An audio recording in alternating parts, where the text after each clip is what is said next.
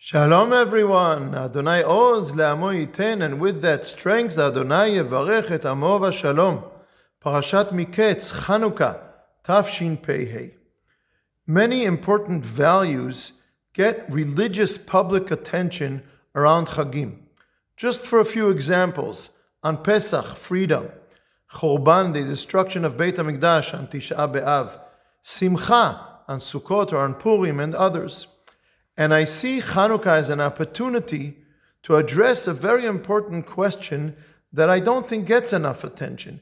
And that is, how do we make decisions about modern values that are different from the Torah, or seem at least partially different from the Torah? When should we accept them and when should we reject them? On Chanukah we discuss being very brave and going to war for our Judaism, or we discuss other parts of Chanukah. But we don't address this question: are we today like modern Maccabees, or are we just modern Helenists? Every day we make decisions about modern values that can be accepted or rejected, but what is it based on? Is it just a general feeling? Are we just going with the flow? Is it intuition?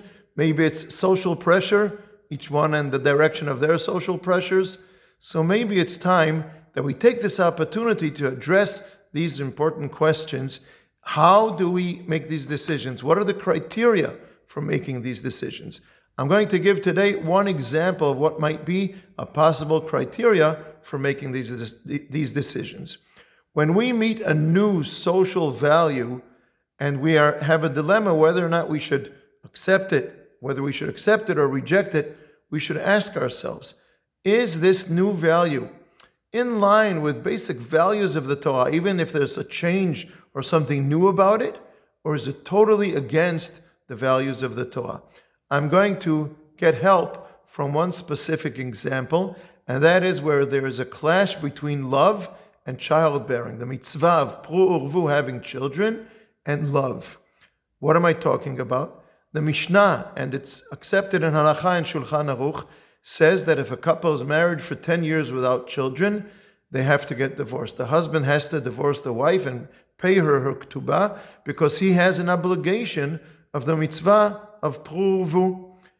Even in the Shulchan Aruch itself, the Ramah already says, but we don't force the husband to give her a divorce in our times. Bazman hazeh en nohagin lachuf klal. We don't force them to get divorced. There were men, including Talmidei Chachamim, even though they wanted to perform the mitzvah of Priya Urvia, they found it very difficult to separate. They loved their wives and they didn't want to separate. This raised a halachic discussion. Amongst other considerations was maybe because it's very expensive, you have to pay the ketubah. That reason was not actually really accepted. But if you even look at it through that perspective, so if getting divorced is so painful, it's much more painful than any monetary value can express even, so maybe that's a reason that they don't have to get divorced. What do we see here? There are two very, very important values. One is love between a husband and wife, marriage. The other is a specific commandment, a mitzvah taseh in the Torah, having children, pru urvu. The specific mitzvah overrides. But is that necessarily the only value? Marriage, love, is an important value in the Torah. And maybe the balance between the two values went through some change, but it's in accordance with basic values of the Torah and not against the values of the Torah.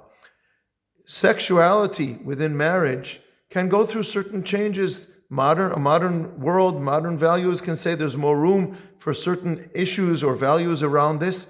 But having sexual permissiveness within marriage, outside of marriage, without boundaries, this is not according to the Torah. Nothing can justify this, especially when it's against a clear prohibition in the Torah.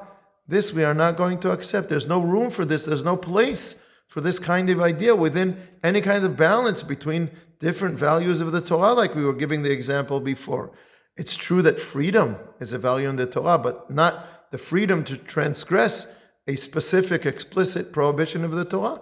So this new idea we reject clearly and absolutely.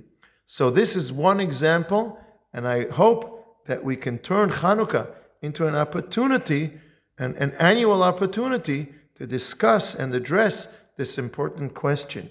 What are the criteria according to which we decide what new modern values to accept and which to reject? Chanukah Sameach, Shabbat Shalom.